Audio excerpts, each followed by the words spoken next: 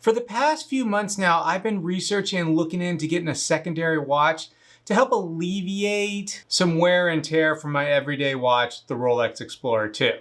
Since it is spending over 200 days a year out in the field in very harsh conditions.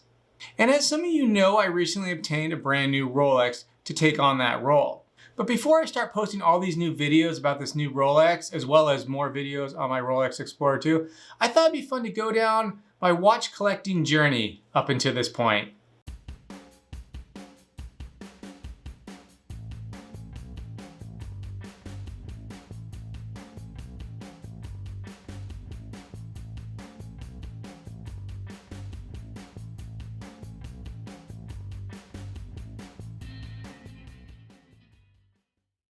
Hello and welcome. Thank you so much for checking out my channel. I really do appreciate it. My name is Shane Walls and I make my living as a fine art nature photographer. As far back as I can remember, I was interested in watches. I was one of those little kids running around with a Casio calculator watch thinking I was so clever, sneaking it into school, cheating on tests. I've always enjoyed watches. But early on in my life, especially, I'm gonna kind of date myself here, but back at the end of high school, beginning of college, a watch became pretty much an important and essential tool for me. I grew up in an era where film was far superior to digital. So I spent a lot of my time knowing I wanted to be a photographer when I was young, spending a lot of time in the dark room, and I needed a tool on my wrist because my hands were going to be in chemicals all the time to keep exact time on when my print or my film went into the developer, the fixer, and so on to keep the contrast. So watches have been in my life ever since I can remember. Now, it wasn't until going off to college, I started thinking, okay, I want something in my mind to set me off on the right foot. This is going to send me off to my career. And I decided to go with the Swiss Army Cavalry watch. And this is a time before Swiss Army was known as Victorinox. This was such a great watch. I remember thinking it was so expensive. I think I bought it from my neighbor. I think I paid about $200, maybe $250 for it. And this watch got me through 4 years of college, not taking care of it, just wearing it every day, and it did its job. And that's what kind of got me hooked on, you'll see as we go along, got me hooked on the beginning of my watch collecting career, kind of on the Swiss Army brand. So now I'm done with school, I'm done with college, I'm out working now, I'm conquering the world. I'm thinking now, okay, now it's time for a nice watch, a nicer watch, just kind of a congratulations to myself.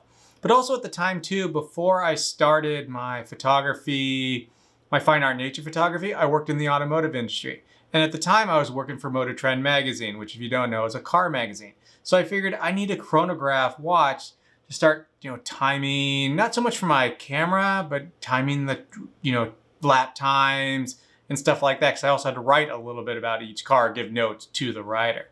Swiss Army watches have now become Victorinox watches. So I switched from my cavalry model to the new infantry model. And I love this watch. This is the first time I've ever purchased a new watch. So this watch, I kept it obviously, kept a special place in my heart. And it's like its predecessor. It's a good looking watch and it holds up today. It's a very handsome watch. It's a quartz movement. It was very accurate. The only downside to this watch, and I actually would have kept it longer, is it is on the cheaper side. I think I paid about $500 for it new or something like that. But it is a cheaper movement for that price. And the chronograph function on it, you can only do the chronograph for, you can only have it up to for about 12 hours or have it running. You have to stop it and reset it before it hits that 12 hours. Otherwise it ruins the movement. And with me, kind of my first job running around doing 100 different things, timing cars, taking pictures of cars, automotive, all that kind of stuff, there was quite a few times I accidentally left the chronograph running, and that eventually, sadly, broke this watch. And still to this day, I think I checked a couple years ago, I wanted to get it fixed. It was gonna be more than the watch is worth to get it fixed. So we'll see what I do with it. I can't quite let it go just yet. This is, I think, its third strap on it. I wore it a lot. It was such a great little watch, and I might have put it back here somewhere on display. It's such a great, great watch. Now, up until this point, I really don't know that much about watches. I started with Swiss Army because, I had the pocket knife as a kid and I recognized the name of the brand. So I stuck with them. But at this point now in my life, I have a broken watch. I'm looking to start my own company, start my own business. And didn't really want to spend too much money on watches at that point. But I was hanging out with my father. And we went into this jewelry store. He was buying my mom a gift. I think it was her 25th or 30th wedding anniversary. And God, I remember this so vividly. This is when I was really introduced to watches. This is where I was introduced to brands like Rolex, Breitling, Omega, Cartier, Patek. And this all blew my mind. This is the first time I saw a watch as more than just a tool. And my poor father was getting a gift for my mom. And I think I spent about 2 hours just talking with the salesperson, going over all these watches and just seeing. And I remember, again, so vividly, the skeletonization of a watch. I saw a watch, and I don't remember 100% which one it was, but seeing skeletonization and introducing to automatic movement that it didn't need a battery, again, blew my mind. It was so exciting to have this door open to me. And I knew right there I wanted to get a watch to commemorate me going out there on my own, starting my own business. And I knew I couldn't afford the Rolexes or anything like that. But sticking with the Swiss Army brand, this one just drew me. This is it was new to me. This was the Airboss series. And I really liked it because now it's automatic, which again was so new to me. And I could see the movement in the back. And that was so incredible. And once again, mind-blowing to me about this is how much more a watch could be than just a tool. Want to breathe some new life into your home or office? Why not do it with some fine art nature photography? Through my exclusive fine art photography, I celebrate the beauty and grandeur of nature, but also the solitude and peace that I feel when I'm outdoors. Limited to only 18 prints per image, I use the best possible cameras when capturing that perfect moment in time, allowing for amazing image quality on any scale. Industry-leading printers with top quality materials to create these nature scenes as if you were there witnessing them for yourself. Check out my website for more information on these award-winning photographs. Even though this Victorinox Airboss was the only watch I could afford that day, it still holds a very, very, very special place in my heart, and I still wear it to this day. It's a great watch. It's been beat to heck. It's not the most accurate thing. I think it's about, when I first got it, it was still about 15 to 20 seconds fast a day, which isn't horrible for this price point. I think I paid probably about $800-900 for it. I got a little bit of a discount, which also I was very excited about. First time that's happened for me in the watch world. Been a great watch. The damage was done that day. I knew now I'm looking forward. I wanted to not so much collect watches, but really invest more time, invest more money, invest more interest in watches. Some years later, I made my first luxury watch purchase, my Breitling Mosquito. And this was to commemorate the first time we've broken 100,000. And this was a great watch. I said it in all my videos, I think this is one of the best looking watches out there. And maybe I slipped a little bit away from tool watches and put form over function on this one. Such a good looking watch, but it didn't last very long in the field. I'm sorry to say, this was a great looking watch, beautiful. My first luxury watch. I had a little connection to it, but I had to get rid of it pretty quickly because it broke. It couldn't handle being out in the field, the rough and tumbleness I put my watches through. It just couldn't cope. And I had this watch for maybe about a year or so and just couldn't do it. And actually it was so bad, and I didn't drop it or anything like that. This was just normal wear and tear. I actually sent it into Breitling and they called me and said, what did you do to this watch? And I explained it, and they considered it what I do with it more than just wear and tear on a watch, so they wouldn't fix it under warranty. So that was kind of the end of that watch, and I replaced it with the Omega Seamaster Planet Ocean.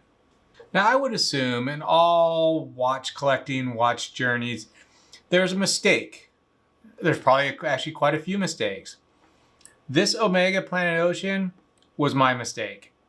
It was the mistake that I got rid of it. I should have kept this watch. I truly, truly love this watch. And it was not only form and function, it was just a fun, strong watch. And to this day, I regret selling it. It was one of those things where I put it through some abuse. It was going through a lot of stuff, and the AR coating, the reflection, the anti-reflective that Omega puts on the top of these watches, it started to peel off a little bit. And I was very upset when I first saw this, and I think I overreacted. I shouldn't have. I took it into Omega. They didn't have a watchmaker on hand. I had to go through all this rigmarole to get it fixed. And I was a little upset with that. And looking back at it now, I regret it. I should have just done it. But it was also one of those things where I recently got my Rolex Explorer II, and I wasn't wearing the Omega all that much. And I was just so giddy over the Explorer II that I kind of forgot about the Omega, and I forgot what a great watch it was and how much fun it was to wear. And so instead of getting it fixed, the Omega, I just sold it to a guy, and I told him about it, obviously, and he didn't mind. He was going to get it repaired himself. But that's, in my watch collecting journey, that was a big mistake. I really truly missed that watch, and I think I might have to put another Planet Ocean in my collection one day, because it was such a fun watch. I apologize. When I was editing this video, I realized I totally forgot to mention my Panerai GMT. This was a beautiful watch. I did a trade for an art piece because I thought this watch was so beautiful, but the 44mm size was just too big, and I only had it for a month or two, and I had to sell it. And that leads us to my beloved Rolex Explorer II. I also, throughout this journey, I've gotten some G-Shocks, as well as some Garmin watches too. I didn't really touch base on those. All fun, good watches. I still have the G-Shock, this one here, and the Garmin. If I talked about all these watches, this video would be over an hour long. So for this one, I'll skip it. I'll have some more information on those in future videos. Hey, here it is, the Rolex Explorer II. Until a couple days ago, the newest watch in my collection. Now it's got a brother, so to speak, which will be having a lot more videos on that in the near future. This Rolex Explorer II, it really is. It's such a great watch, And like the Omega, it's form and function. I would actually say, I take that back. It's definitely function. I don't think this Rolex, the Explorer II here, actually, I don't think this watch is the best looking watch in the Rolex lineup. I think it's towards the back end of that. But I mean, that's not saying much. I mean, the Rolex lineup, they're gorgeous watches. I do, however, think the Planet Ocean is a little bit better looking than this. It's still I love it in the way that's not beautiful, but it looks like a tool. And that's what really, it's a true tool watch in looks and function. And that's what I truly, really love about this watch. Such a good, I was just talking to some friends recently that every time I do look at this watch, I still get a little giddy smile on my face. And that's partly what it's about. And that's the fun of wearing watches. And not much more to say. I've done so many videos on this watch, a lot more are coming out. But that's pretty much my journey, the ups and downs and all arounds. It's been interesting. Like we just talked about with Planet Ocean, I've made my mistakes. I'm going to start changing a few things. I've already added a new Rolex to the collection. Once again, you'll see here very soon. Probably, when are those videos coming out? Oh, so probably about a month or so from whenever this is released, we'll have some of those videos out. So you'll have those, and it's such a fun thing. It's just put it into words. I can't. I don't know why I don't feel that articulate today. It's so much more than a watch. It's a tool. It's a way. Every scratch on this is a memory. They remind you of certain special milestones. There's just so much about watches that So many experiences are kept within them, as well as a million other things. Whatever you want to watch to be, it can be in a way. It's I don't know. I don't know what else to say. It's just it's been a fun journey, and I'm looking to many, many, many more years of this continued journey. Thank you so much for watching. I really do appreciate it. Cheers.